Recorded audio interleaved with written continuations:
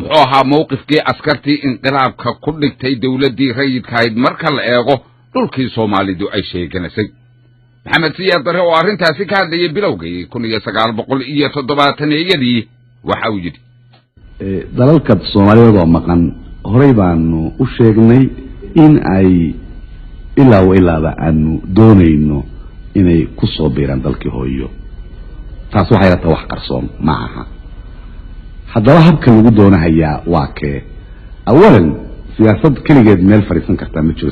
siyaasad kaleeto iyo ama dhasha ama ku xiran tahay siyaasadda weyn anagu aan qabnaa marka waxa weeye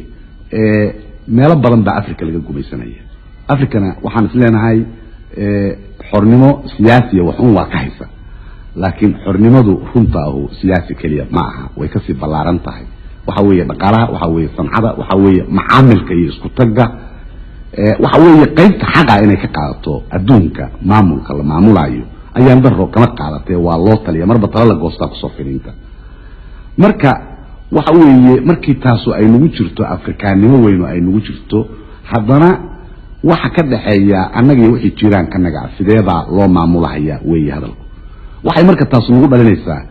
awalan dad ahaan iyo dawlad ahaan ma aaminsanin dad Afrikaan in inta banaatiikh isugu dhiibaan ajnabi ay isku baabashaanin ma aaminsanin dhiiga Afrikaanku intii la dhaqaaleyn karo la dhaqaaleeyaan qabna marka dantii Soomaali weyn waa joogtaa marka waxa weeye siyaasaddanadu inaanu kuwadno ila aakhir lahda waan ka gaarinaa aad baan u kalsoonahay si sharaf leh oo dawaa'ilkaas dalalkii Soomaaliyeed qaar kood haysta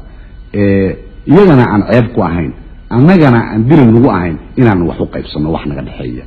oo aanu ka gaarno aqligu inuu taliyo intii qorigu iyo ninka ajnabiga oo isticmaalkooda daaqada taagan intay talin lahaayeen aqliga Afrikaanku inuu taliyo